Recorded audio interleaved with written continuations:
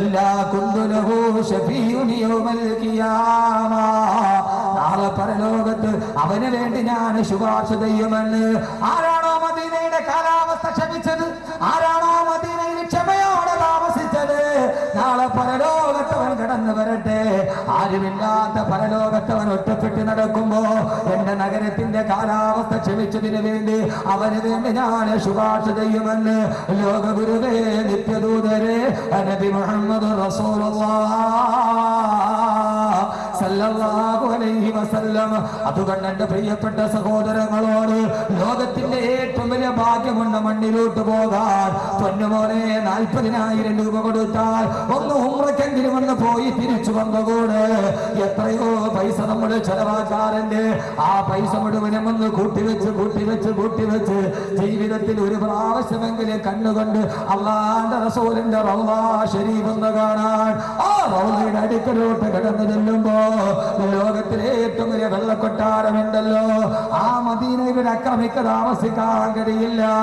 ആ മദീനയിൽ ഒരു അക്രമിക്ക് താമസിക്കാൻ കഴിയില്ല. മദീനയിൽ ജോലി ചെയ്യുന്ന ആരെങ്കിലും ഉണ്ടെങ്കിൽ കേട്ടുകൊള്ളുക. ആ നാട്ടില് മനസ്സിന് ക്രൗര്യമുള്ളവന്, മനസ്സിന് നിർമല്യമില്ലാത്തവന് അവനെ ഏറെ നാള് മദീനത്ത് ഞാൻ വെച്ചു പുറപ്പിക്കില്ല. അല്ലാഹുവോടെ താമസിക്കാൻ അവന് അനുവാദം കൊടുക്കില്ല. എങ്ങനെയെങ്കിലും അവനെ മദീനത്തിൽ നിന്ന് പുറത്താക്കി കളയും. കാരണം കിടക്കുന്നതാരാ? അല്ലാഹുവിന്റെ ഹബീബ് കിടക്കുന്ന സ്ഥലമല്ലയോ. അതുകൊണ്ടാണ് സഹോദരങ്ങളെ ലോകാവസാനത്തിന്റെ ഏറ്റവും വലിയ ഭീകരമായ അടയാളമായ ദജ്ജാൽ ലോകത്തുള്ള മുഴുവൻ നഗരങ്ങളിലും കടന്നു പോകും. പക്ഷേ ദജ്ജാൽ എന്റെ നഗരത്തിലേക്ക് കയറുകയില്ല. എന്റെ മദീനയിലും എന്റെ മക്കയിലും ദജ്ജാൽ പോലും കടന്നു പോവുകയില്ല. അങ്ങനെ ജുഹൂബ് പർവ്വതത്തിന്റെ മുകളിൽ വന്നിട്ട് അല്ലാഹുവിന്റെ റസൂലിന്റെ മദീന റൗള ചൂണ്ടിക്കാണിച്ച് സാക്ഷാൽ ദജ്ജാൽ പോലും ചോദിക്കുമത്രേ, ലിമൻ ഹാദൽ ഖസ്റുൽ നബിയ്യ്, ആരുടേതാണ് ഈ വെള്ളക്കൊട്ടാരം എന്ന് ചോദിക്കുമ്പോ എന്റെ ലോകാവസാനം ഒരു വിളിപ്പാടകൻ എന്ന പ്രഭാഷണം കേൾക്കുമ്പോ ലോകാവസാനത്തിന്റെ അടയാളമായ ദജ്ജാലിനെ പറയുമ്പോ ഈ വിഷയം വളരെ വിശാലമായിട്ട് ഞാൻ പറഞ്ഞിട്ടുണ്ട്. സഹോദരങ്ങളെ, മദീനയുടെ മറുഭാഗത്തുള്ള ജുഹൂബ് പർവ്വതത്തിന്റെ മുകളിൽ കയറി സാക്ഷാൽ ദജ്ജാൽ പോലും ചോദിക്കുമത്രേ, ലിമൻ ഹാദൽ ഖസ്റുൽ നബിയ്യ്, ഈ വെള്ളക്കൊട്ടാരമാരുടേതാണെന്ന്, ഈ വെള്ളക്കൊട്ടാരമാരുടേതാണെന്ന്. സഹോദരങ്ങളെ, ദജ്ജാലിന്റെ കൂടെയുള്ള 80,000 ജൂതന്മാരെന്ന് മറുപടി പറയില്ല. ആ സമയത്ത് പ്രകാശത്തിൽ മുങ്ങിക്കുളിക്കുന്ന അല്ലാഹുവിന്റെ റസൂലിന്റെ റൗള ശരീഫ് കാണുമ്പോ, റസൂലുള്ളാഹിയുടെ മസ്ജിദ് നബവി കാണുമ്പോ, സ്പെയിനിൽ നിന്ന് ഇറക്കുമതി ചെയ്ത, ബർമയിൽ നിന്ന് ഇറക്കുമതി ചെയ്ത തേക്കുകൾ കൊണ്ട് നിർമ്മിച്ച ആ തേക്കുകൾ ജർമ്മനിയിൽ കൊണ്ടുപോയി പോളിഷ് ചെയ്ത് അതങ്ങനെ ഓസ്ട്രേലിയയിൽ കൊണ്ടുപോയി വാതിൽ പാളികളാക്കി കൊണ്ടുവന്ന് ഏറ്റവും സുന്ദരമായ സ്വർണം പൂശിയ പിച്ചള തകടുകൾ ചേർത്ത് വെച്ച് ലോകത്തിലെ ഏറ്റവും വലിയ സ്വർണ്ണ കൊട്ടാരം പോലെ ലോകത്തിന്റെ നായകന്റെ ഉറക്കറ കിടക്കുമ്പോ, എന്റെ നായകന്റെ ഉറക്കറ കിടക്കുമ്പോ, ഔദുൽ കൗസറിന്റെ നായകന്റെ ഉറക്കറ കിടക്കുമ്പോ മസ്ജിദ് നബവിയിലോട്ട് കയറുന്ന ആരും പറന്നു പോകും. ആയിരക്കണക്കിന് ബൾബുകൾ കത്തിക്കിടക്കുന്ന, ആയിരക്കണക്കിന് തേക്കിന്റെ വാതിലുകൾ സ്വാഗതം പറയുന്ന, നാനാഭാഗങ്ങളിൽ സ്വർണം കുത്തിയ പിച്ചളയ്ക്ക് മുകളിൽ ഖുർആന്റെ ആയത്തുകൾ എഴുതി വെക്കുമ്പോ, ഇലക്ട്രിക് കുപ്പകളെ താനേ നീങ്ങുമ്പോ, ആകാശത്തിന്റെ മേലാപ്പിന്റെ വീട് വെയിൽ വരുമ്പോൾ ഇലക്ട്രിക് കുപ്പ മാറുന്നു, തണുപ്പ് വരുമ്പോൾ അത് വീണ്ടും അടയുന്നു. സ്വയം നിർമ്മിക്കുന്ന ഇലക്ട്രിക് കുപ്പകൾ വിശാലമായ മുറ്റത്ത് കുട വിരിച്ചതുപോലെ വിരിച്ചു നിൽക്കുന്ന ജർമ്മൻ ടെക്നോളജി നിർമ്മിച്ച 147 കൂടാരങ്ങൾ പോലെയുള്ള കൂടാരങ്ങൾ. സഹോദരങ്ങളെ, ആര് സമ്മതിച്ചു പോകും? ഇതാണ് ലോകത്തിന്റെ മാണിക്യ കൊട്ടാരം. ആ മാണിക്യ കൊട്ടാരം കാണുമ്പോ ദജ്ജാൽ പറയും, ഇതാരുടെ കൊട്ടാരമെന്നറിയോ?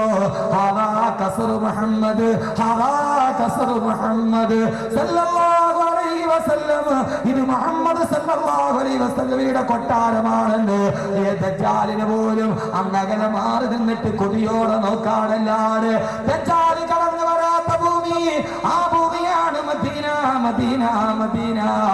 സഹോദരങ്ങളെ, ആ മദീനയിൽ മനസ്സിലെ നന്മയുള്ളവരെ മദീന സാക്ഷി നിൽക്കൂ.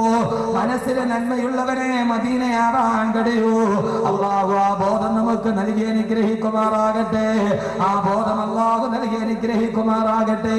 എങ്ങനെയാ മദീനയായിടെന്നറിയോ? ഇനി ആ മദീനയിലെ അന്തേവാസികളെ ഞാൻ പരിചയപ്പെടുത്താം. ഇതേവരെ പറഞ്ഞത് മദീനയുടെ പോരുഷ. ഇനി ആ മദീനയിലെ അന്തേവാസി ആരാ? ആദ്യത്തെ അന്തേവാസിയെ നമുക്കറിയാമല്ലോ.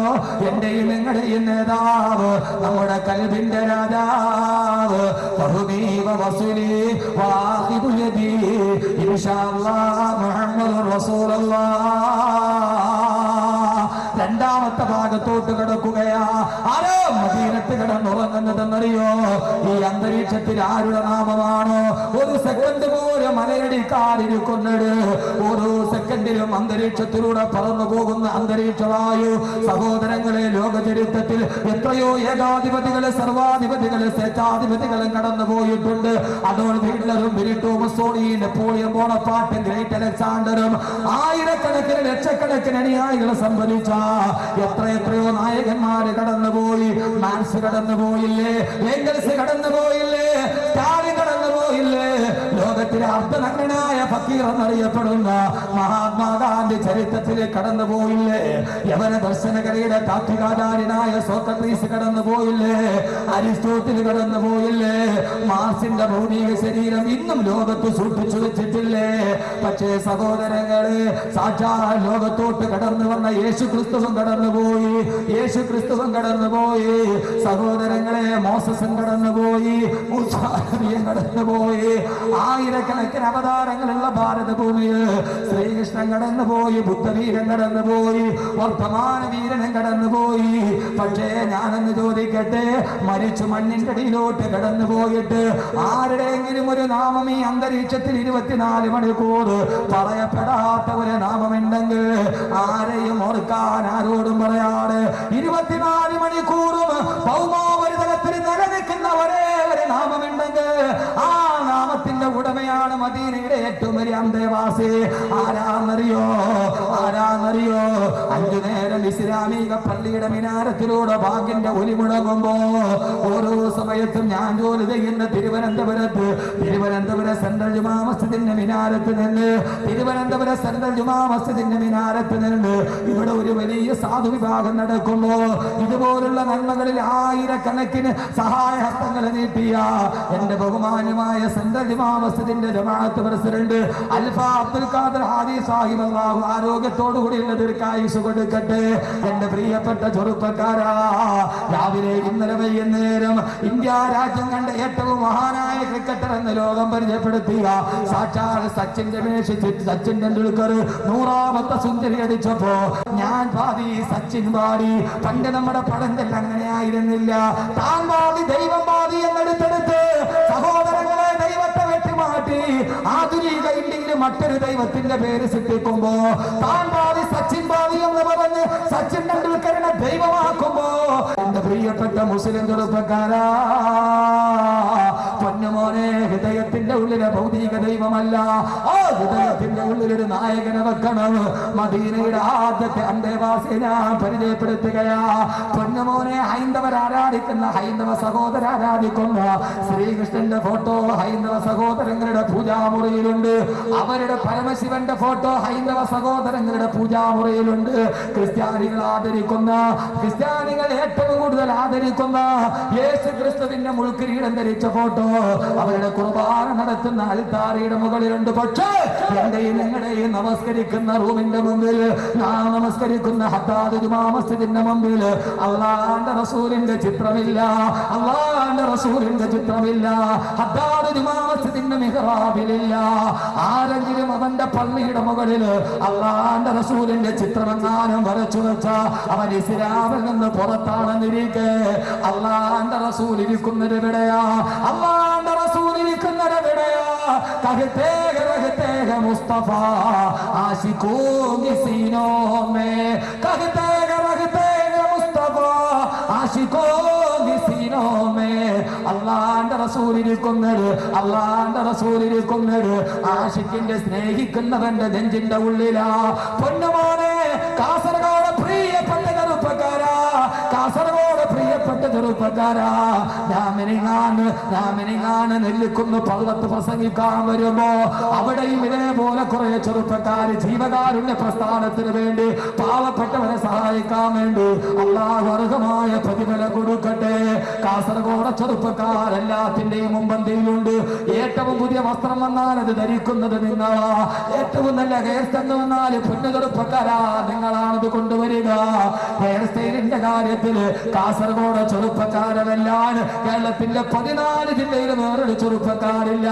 പക്ഷേ അതേ ചെറുപ്പക്കാർ തന്നെ മാസങ്ങളോളം ഉറക്കളച്ച് ഈ മഹ 2012 പാവപ്പെട്ട പെൺകുട്ടികൾക്ക് ഒരു ജീവിതം കൊടുക്കാൻ വല്ലാതെ അധ്വാനിക്കുമ്പോ ഞാൻ നിങ്ങളോട് പറയുകയാ, നെഞ്ചു തുറന്നു കാണിച്ചാൽ ആ നെഞ്ചിന്റെ ഉള്ളിൽ ഉണ്ടാകണം ആരെന്നറിയോ? ഹബീബായ നബി മുഹമ്മദ് റസൂലുള്ളാഹ്.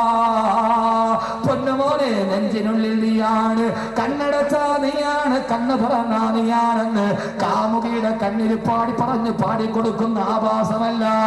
നെഞ്ചിനുള്ളിൽ ആയിരിക്കണം. ആരായിരിക്കേണ്ടതെന്നറിയോ? നെഞ്ചിനുള്ളിൽ ആരായിരിക്കേണ്ടതെന്നറിയോ? ബേക്കൽ കോട്ടയുടെ മറുഭാഗത്ത് മടിയിൽ തലവാഴ്ച വെച്ച് കണ്ണിലോട്ട് സ്വറ പറയുന്ന കാമുകിയല്ല. മുസ്തഫ